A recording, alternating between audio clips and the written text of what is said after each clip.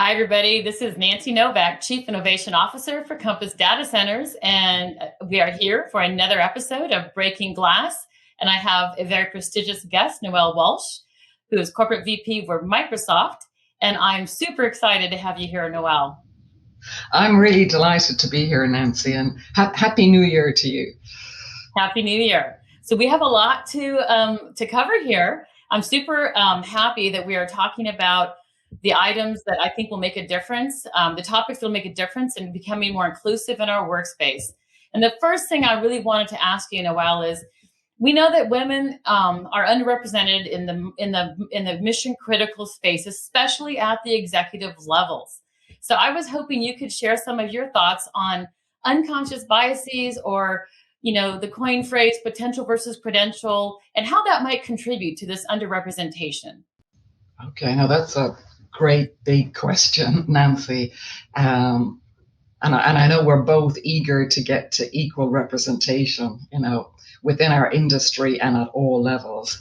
I agree with you. I think unconscious bias plays a role.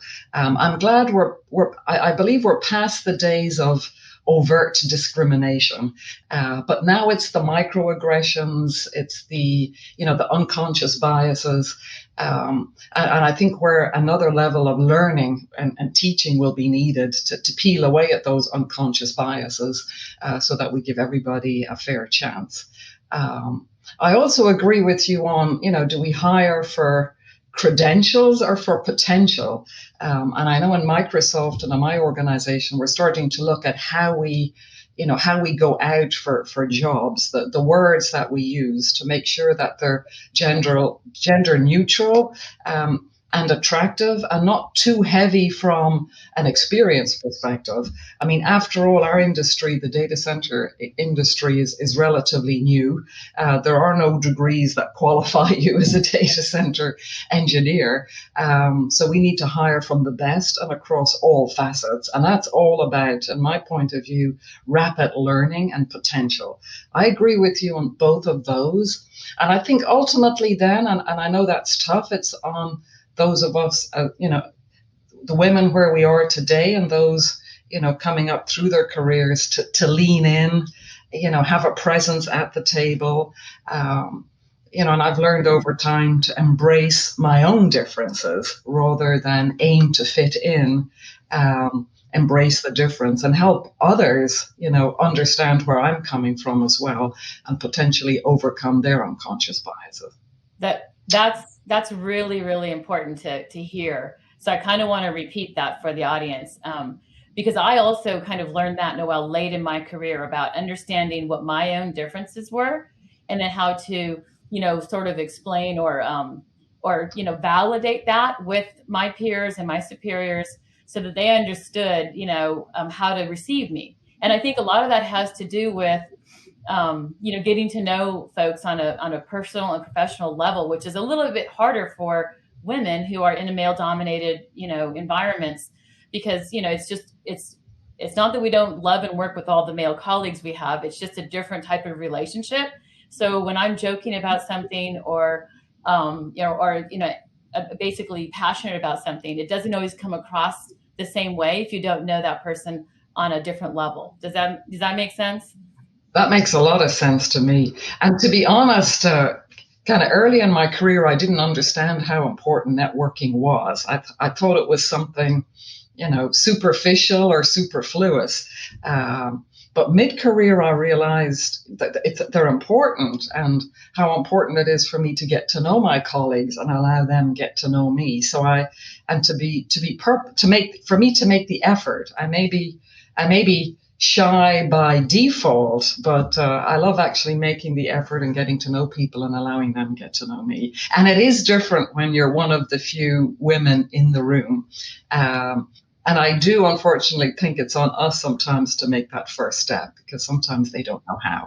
It is. It absolutely. I agree. I mean, that's, at least you can go in a positive direction. And then I also kind of want to layer on that if you can get to know someone at a deeper level or a more intimate level, that allows folks to see what your potential is, right? And the attributes you have in a different light, which I think is super important, but not an easy fix. But I do like how you said, if we take the first step, we try to, make sure we engage as women.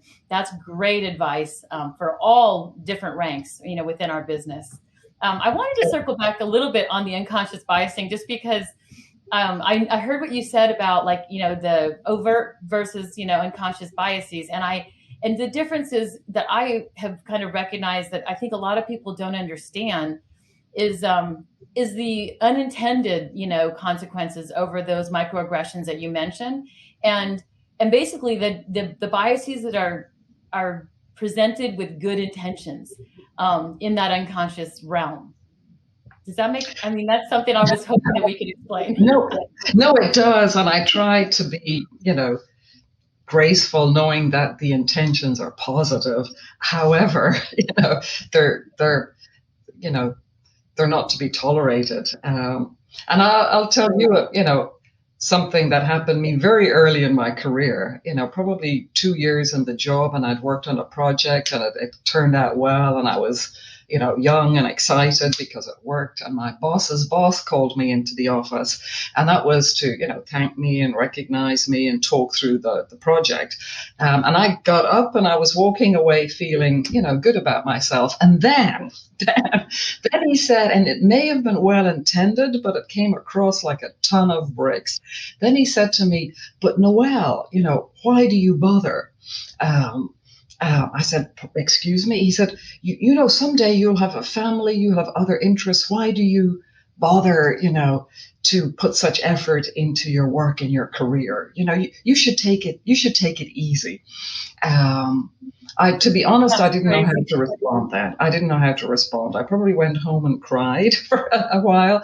But then I realized, I think he was playing some kind of fatherly figure, but I also realized it was on me. And I did want to get married and have children someday, and fortunately have had. But I learned, what an unconscious bias. Yeah. But I learned for that Great not to example. hold. Yeah, don't. I learned for that not to hold me back. If anything, it probably motivated me more. And I would love to kind of tell all other women, don't hold back. Don't be planning for the worst case scenarios or the best case scenarios.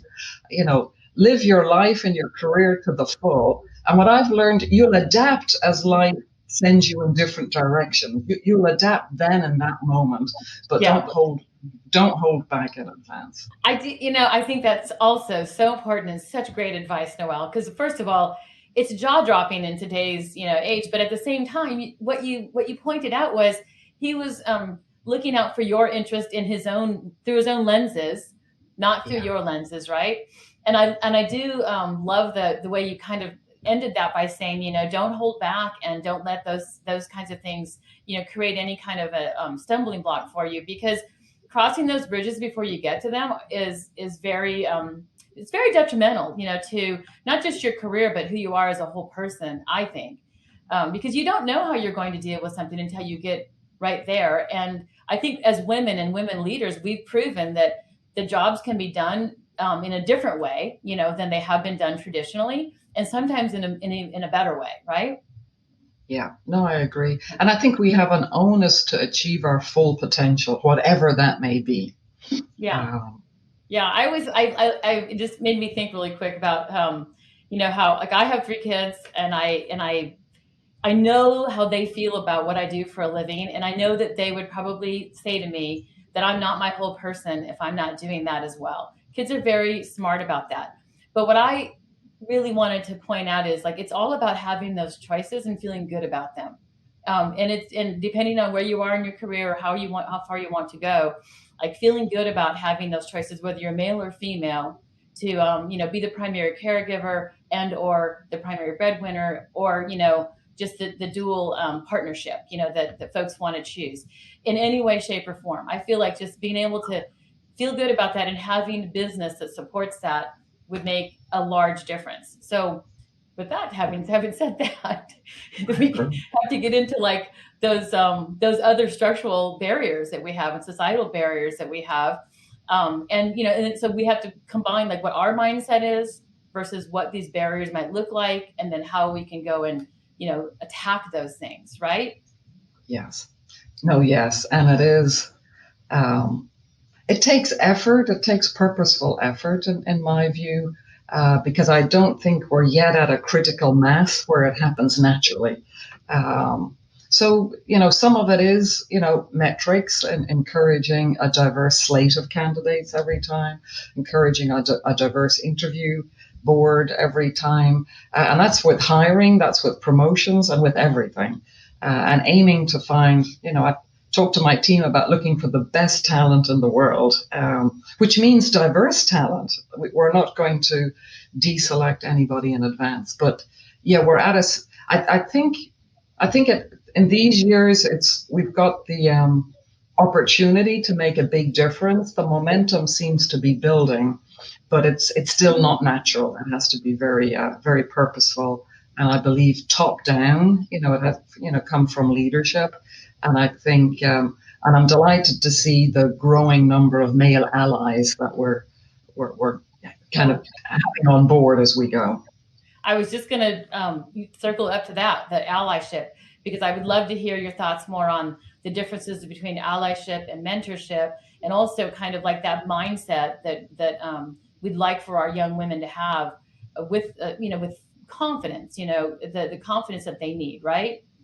Yes, no, I agree. I've kind of realized it's wasn't just personal, that confidence thing. It may be gender, but sometimes we're aware of maybe the what we if we come to a job description, we're aware of the 5 or 10% we may not have versus the 80 or 90% we have. So I think that confidence is very important. I think we all need multiple mentors and life coaches and friends we count on as we go through life. And I see mentors as work as people who are a safe space to share ideas, to ask about, somebody said something in a meeting, how did you interpret it? Could I have done something different? Whereas I think allies and advocates are a lot more, I think, proactive and constructive. And I think there's a lot more men who've got wives, sisters, daughters, mothers, friends, and family who are, starting to see more of some of those subtle unconscious biases. And I know it's so deeply rewarding when when the men, speak up in meetings where we're promoting or hiring or making decisions about business decisions, about projects or about people. Yeah, so we were talking about allyship, and I love what you said about how rewarding it is for men to speak up on behalf of women. It's interesting because when I do speak about this, quite often in the market, in the industry, I always have a line of men, to your point, Noelle, that have daughters, or wives, or certain individuals within their lives that they want to help, and they always come up and say that they want the how to. What do I do? How do I help my women colleagues? Because I can hear what you're saying, and I know when one of the colleagues that I work with gets talked over or gets passed around, right? Yeah, that I was going to bring that one up as well. I think it starts with looking out for each other in meetings, and and ensuring everybody has a voice, and we encourage them to speak up. And I personally find that more difficult in the virtual environment. I feel like I can do that better when we're all in person. So that's something I need to learn to do better at now that we're, we virtual meetings and we're on camera, that I don't just focus on those with their hands raised, but also those maybe who may be quiet but have a lot to say. Super good point. I hadn't even thought about that, but I'm a people person, so I like being in person. But I hear what you're saying. If you're in a meeting or on a Zoom call, even though seeing faces on a camera is helpful, it's not the same as being in person and being able to pick up on those nuances that you can't pick up, when you're on the screen. So that's an excellent point. I was hoping that Noelle, that you could kind of give us some rundown on basically just kind of how Microsoft is looking at this and what you guys are doing. I love the mindset, attitude that Microsoft has to make difference in the world. Being one of the oldest, large tech firms in the world, I just really think that there's a lot of opportunity there. Yeah, no, thank you for giving me this opportunity. It's part of why I joined myself. You know, I love that vision of empowering every person and organization on the planet to achieve more. Um, and I can tell you, being in multiple meetings now and a few years at Microsoft, we mean that. So every person to achieve more. So with that, we embrace the growth mindset. It's still a relatively new industry, so we're learning every day, and that takes vulnerability and openness and being authentic, learning from mistakes, new ways of doing things, and moving on. And I think underpinning that is diversity and inclusion. So that diversity of thought, diversity of gender, culture, ethnicities, industries, experiences. But for that to truly work, then we're learning to be inclusive. And we have a number of trainings on allyship and what different, the experiences of different minority groups, different ethnicities, and how to be aware of our unconscious biases and overcome those. So we have a lot of cultural trainings, and we set a lot of leadership expectations, and we promote and reward people based on not just what they achieved, but how. And I can assure you the how is as much as important as the what. So we have deep conversations on that, as well as we review every month, and with the person I report to at a staff level, and I do it with my team. We review how we're doing on hiring. We review our employee sentiment scores, pulse scores, that people have a sense of belonging, that people feel safe to speak up. And we like to focus on our areas of opportunity, because there's always areas of opportunity. And my organization, we're growing at about 30% new people every year. Wow. Which is Wow. which is super exciting. New geographies, new people, but how to raise the culture, the lived experience, and be truly inclusive while we're being diverse. So it's not easy. I'm learning it's not easy, and I'm educating myself every day. But I love it, and I do actually believe that the world will be a better place once we have diversity in governments, at companies, at schools, hospitals, etc. Wow. I did not realize the focus on the how and the results. I just think that's fascinating because I can start to think, how critically why how you get somewhere is so important and sometimes more important than getting to where you've gone, right? And I personally believe it's helped us as a company with our rate of innovation, because I think that how and safe place and speaking up and collaborating with others, I think it feeds innovation. Sure, sure.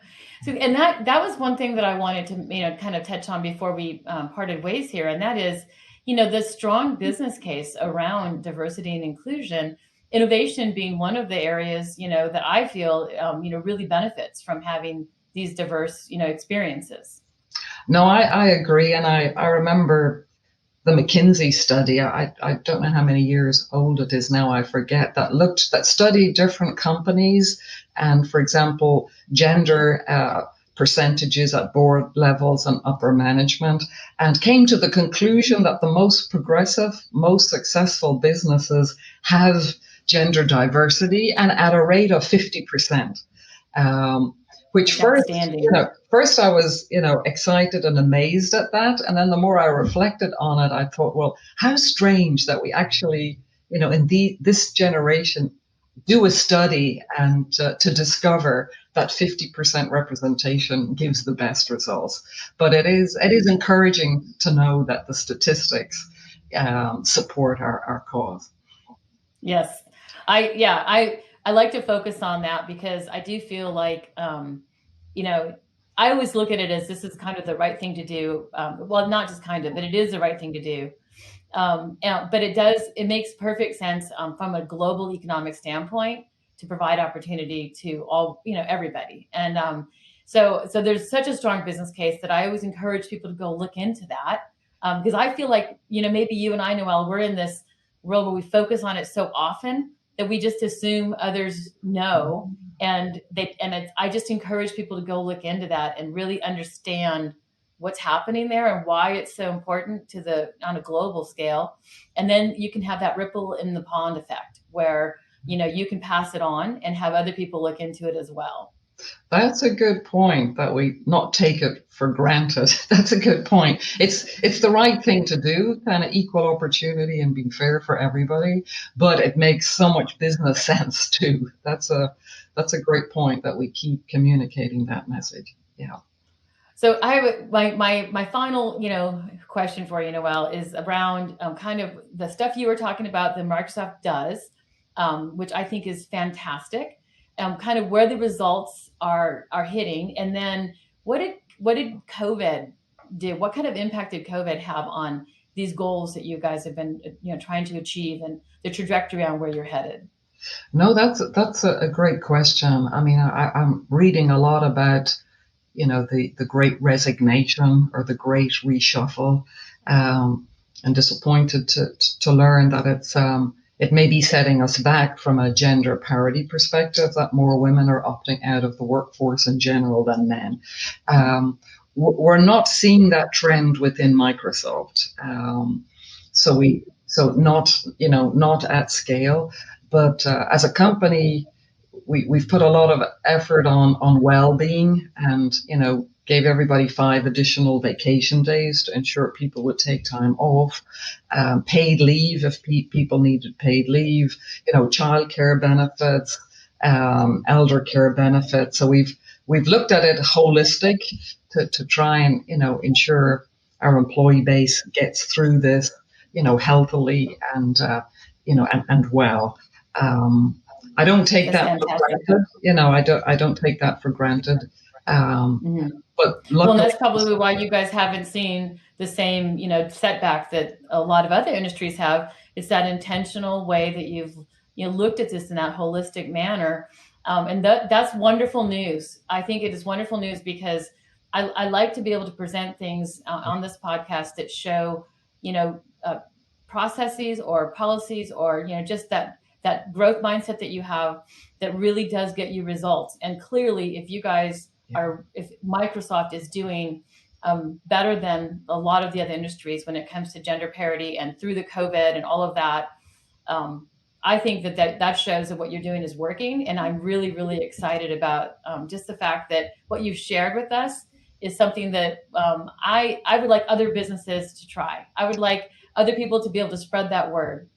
no, and I think when I think about it now, I mean, looking out for people's well-being and health, it's not just the right thing to do, as we discussed. It makes great business sense. It's not an either or, it's an and I don't want to undermine the difficulties people continue to go through, particularly now with this wave of COVID and Omicron and the impact on schools, etc. We're not out of the woods yet, but we've put a Well, lot we're of definitely purpose not out of the on woods. it. You're right about that. Yeah, Yeah. but So do we have any great closing thoughts or parting, calls to action that you would like to, state before we end our podcast, Noelle? well, Nancy, I would like to thank you for holding this podcast and other podcasts and keeping diversity and gender diversity front of mind. And I think we're both in a very exciting industry with rapid growth that needs top talent. So my call to action, I think, for anybody listening in is to take advantage of this growth momentum to truly make a difference. I mean, some of the studies say it will take us 50 years or more to get to gender parity. I don't like to believe that. I think we can get there a lot sooner, and it'll make business and the world a better place. And every little bit count. Every small step, as you kind of mentioned, can have a ripple effect. So I would say take the opportunities, and now is the time. Yeah, if not now, when? The demand is here, and let's take advantage of these opportunities. I think that's fantastic, and it's very uplifting. So I very, very, very much appreciate you taking the time out of your busy schedule to join us. Again, everyone, this is Noelle Walsh, Corporate VP with Microsoft, and this is Nancy Novak, Chief Innovation Officer with Compass, signing off. Thanks for listening in. Thank you, and thank you, Nancy. Take care.